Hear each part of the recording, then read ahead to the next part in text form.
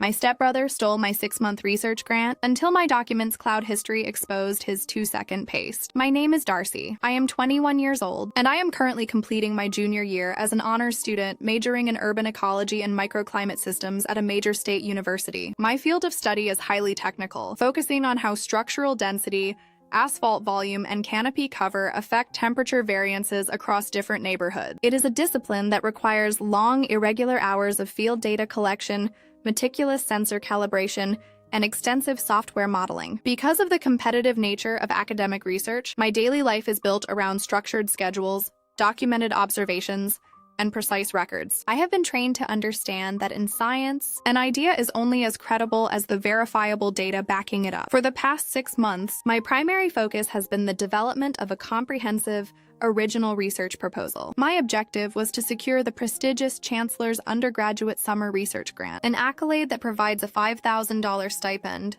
dedicated laboratory access, and a direct path toward a fully funded master's fellowship. The application process is notoriously rigorous, requiring a detailed 40-page proposal outlining methodology, equipment specs, historical literature reviews, and an extensive data analysis framework. I began working on this project in early January. My research, titled Quantifying Urban Heat Island Vectors Through Secondary Canopy Integration, required me to spend my weekends placing temporary temperature loggers across various city sectors, downloading climate datasets, and writing custom analysis scripts. By late June, my document was a masterpiece of academic preparation. Every paragraph had been drafted, refined, and polished across hundreds of hours. I kept the entire project hosted on a secure, cloud-based academic document platform linked to my university student account, which allowed me to access the file from the library, the campus labs, or my workstation. My domestic environment, however, provided a stark contrast to my structured academic life. 5 years ago, my father, David, married Nora. Nora brought her 22-year-old son, Ethan,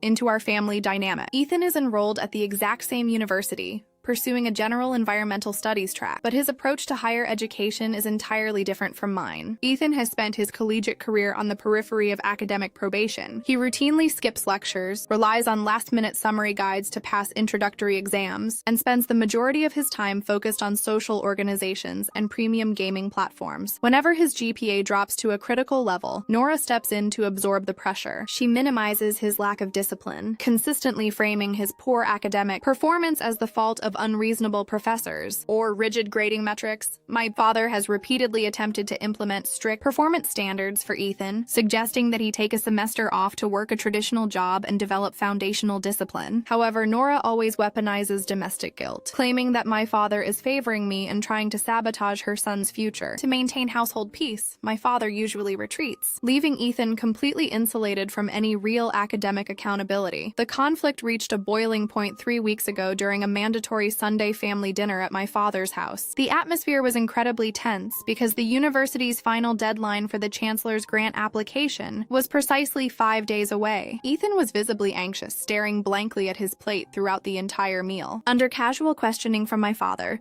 Ethan admitted that he hadn't even finalized his primary research question, a failure that would result in his disqualification from the summer program and potentially trigger the loss of his institutional department funding. Nora was in a state of quiet panic, constantly glancing across the table at me. Later that evening, while the family was clearing the dining table, I was working in the study lounge, completing a final formatting check on my 40-page proposal. I needed to fetch an external storage drive from my vehicle to back up my local data arrays. I left my workstation powered on, the cloud document platform open, and the master research proposal displayed fully on the screen, assuming that my family's presence guaranteed total security. I was outside for no more than 15 minutes, chatting briefly with a neighbor down the driveway. When I returned to the study, nothing appeared visibly altered. The laptop was exactly where I left it, and the screensaver had engaged. I closed the lid, packed my equipment into my backpack, and returned to my off-campus apartment to get some well-deserved rest, planning to execute the formal university submission sequence the following morning. On Monday morning at 9 a.m., I sat at my desk with a cup of coffee, opened my student portal, and prepared to upload my finalized proposal file to the Chancellor's Review Committee database. However, the moment I attempted to register my project title, a bright red automated system notification flashed across my user interface. System error. The submitted research title file, or core abstract matching the specific geographic microclimate coordinates, has already been registered within the portal. Duplicate project submissions from the same institution are automatically locked pending administrative review. I stared at the screen in absolute disbelief. My heart dropped as I clicked through the institutional registry link to see the details of the competing file. There,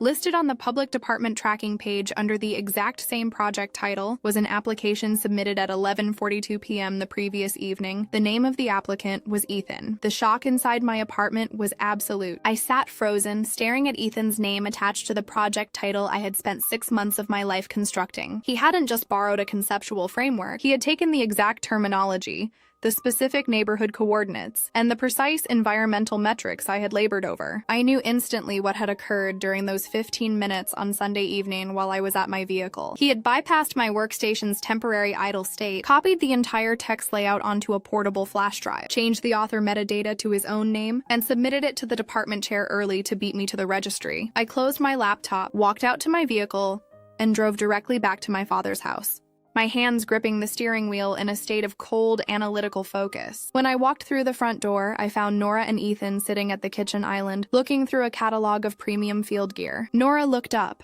her expression transitioning instantly into a practiced, defensive smile. I placed my tablet onto the counter, displaying the automated duplication error from the university portal, and looked directly at Ethan. Ethan, you copied my entire 40-page microclimate proposal from my laptop on Sunday night and submitted it under your own name. I need you to log into your student portal right now, withdraw the file, and admit to the department chair exactly what you did. Before Ethan could even form a response, Nora stepped forward, physically shielding her son from my gaze. Her face flushed with immediate indignation, and her voice rose as she launched into a loud defense. Darcy, how dare you enter this house and accuse your brother of something so terrible? Ethan has been working incredibly hard in the library for weeks on an environmental project. Just because you both study similar topics does not mean he stole from you. You do not own the concept of urban climate research. This is just your competitive nature turning into paranoia. Ethan sat behind her, nodding slowly, attempting to project an image of calm innocence. He claimed that he had come up with the entire microclimate framework independently while reviewing standard public datasets at the university library over the past month. He argued that it was simply an extraordinary coincidence that our geographic tracking zones and research methodologies aligned so perfectly. He added that since he had submitted his application first, the university system recognized him as the primary researcher, and there was nothing he could do to alter the digital registration. The manipulation reached its peak when Nora turned to my father, who had just entered the kitchen after hearing the shouting. She began to weep, claiming that I was attempting to destroy Ethan's academic career out of sheer jealousy because I couldn't handle him achieving the same level of success. She looked at me and said, Darcy, you are naturally smarter and have always had an easy time with school. Ethan needs this grant to save his position in the department. Even if he did get some inspiration from seeing your file open on the screen, family is supposed to share ideas. You have plenty of time to sit down, write a brand new proposal on a different topic before the deadline, and let your brother have this one win. My father looked at the portal error screen,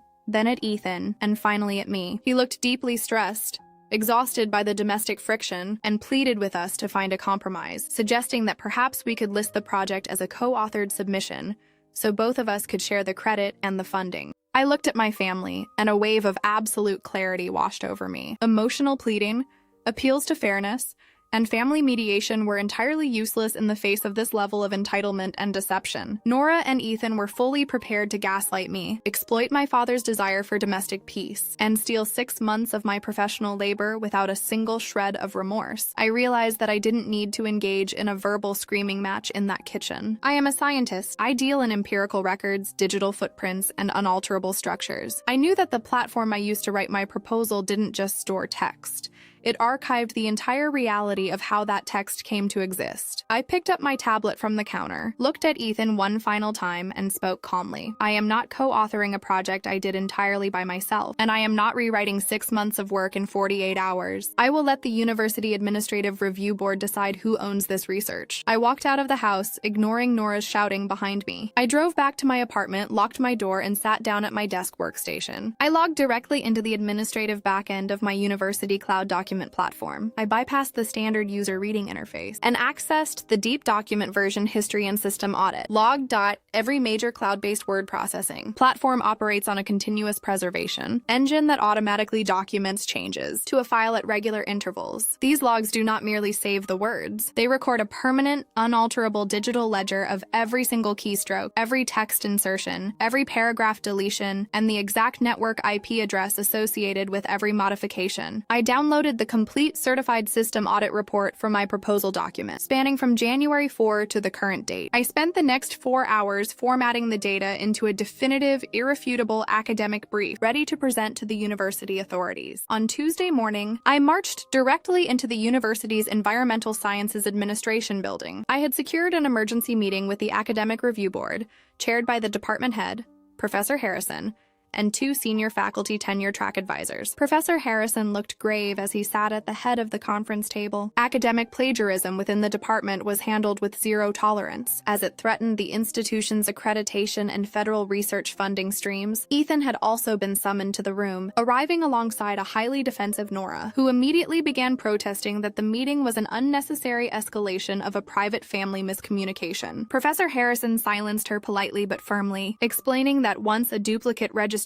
error is triggered within the Chancellor's portal, the issue becomes an official university compliance matter. Professor Harrison turned to Ethan and asked him to present the developmental timeline, preliminary drafts, or research notes that documented his creation of the 40-page proposal. Ethan stammered, shifting uncomfortably in his chair, and claimed that he had written the entire document in a continuous, high-intensity 48-hour session over the weekend using local library computers, which was why he didn't have early drafts or personal file backups on his mobile devices. I didn't utter a word of accusation. I simply stood up, opened my laptop, and projected my compiled digital audit brief onto the conference room presentation screen. I opened the verified encrypted cloud version history log of my document, showing the board the absolute reality of the research timeline. Project initialization and framework, January 4, 2026. 10:14 a.m. Darcy initializes the master cloud document from her registered student account. System logs register initial literature review entries and core thesis statement creation under IP address 192.168.145. Sensor coordinates and data entry March 12, 2026, 3:30 p.m. System archives insertion of specialized urban heat island sensor mapping arrays. Total word count expands to 12,000 words across 15 pages, with individual cell edits matching Darcy's field data schedule. Methodology and statistical models May 18, 2026. 8:45 p.m. keystroke logger documents the live formulation of custom microclimate statistical regression formulas. Continuous editing sessions recorded every subsequent Tuesday and Thursday evening. Final polish and formatting June 21, 2026, 6:12 p.m. Darcy completes the 40-page draft, executing final bibliography linking and citation crosschecks. Total document size stabilizes at 42 pages with 0 external user access records listed. The unauthorized access event June 21, 2026, 11:42 p.m. Ethan's student account executes a complete, instantaneous text paste of the entire 42-page body into a fresh application file within a single 2-second window, performing no individual sentence edits or paragraph development. The presentation screen provided an absolute, devastating contrast. The board members leaned forward, their eyes tracking the unalterable system metrics. I demonstrated that while my file possessed a gradual line-by-line evolutionary curve spanning over 180 days, Ethan's submission file had absolutely zero developmental history. It had materialized out of thin air as a single massive metadata dump late Sunday night, less than 2 hours after he sat in our family study lounge. Professor Harrison looked at the screen, then turned his gaze to Ethan, his tone turning incredibly cold. Mr. Vance, a 40-page specialized scientific research proposal cannot be authored in a single second. This system log demonstrates a direct, literal copy-paste operation of another student's authenticated intellectual property. The metadata matches down to the specific paragraph breaks and unique data formatting errors. Ethan sat completely frozen, his mouth opening slightly, but no sound coming out. His elaborate defense about independent library research evaporated completely against the absolute permanence of the cloud system ledger. Nora's face turned from a flush of anger to a pale mask of absolute horror as she realized that no amount of maternal, enabling, or emotional manipulation could alter the digital reality displayed on the wall. The academic review board didn't require a lengthy deliberation period. Professor Harrison announced their immediate, non-negotiable administrative decision. Ethan's application for the Chancellor's summer research grant was officially voided and stripped from the registry on the spot. Furthermore, because his actions constituted a severe violation of the university's academic integrity code, his file was forwarded directly to the student disciplinary dean for formal suspension processing and permanent transcript notation. The duplicate lock on the portal was instantly deactivated, restoring my sole ownership and exclusive candidacy for the research fellowship. I packed my laptop into my bag, stood up, and walked out of the administrative room without looking back at Nora, who was now quietly weeping while Ethan sat with his face buried in his hands. That evening, I drove over to my father's house to retrieve my remaining field sensors from the garage. When I walked into the kitchen, my father was sitting alone at the table, a printed copy of the university's formal disciplinary notice resting open beside his coffee cup. He looked up at me, his eyes filled with a deep, solemn respect. He reached across the table, placed his hand over mine, and nodded quietly, signaling that he finally understood the necessity of the boundaries I had drawn. Ethan packs his belongings this weekend to leave the campus housing network, and for the first time in 5 years, the rules of accountability in our family environment are absolute, enforced not by household arguments, but by the unyielding precision of a permanent record.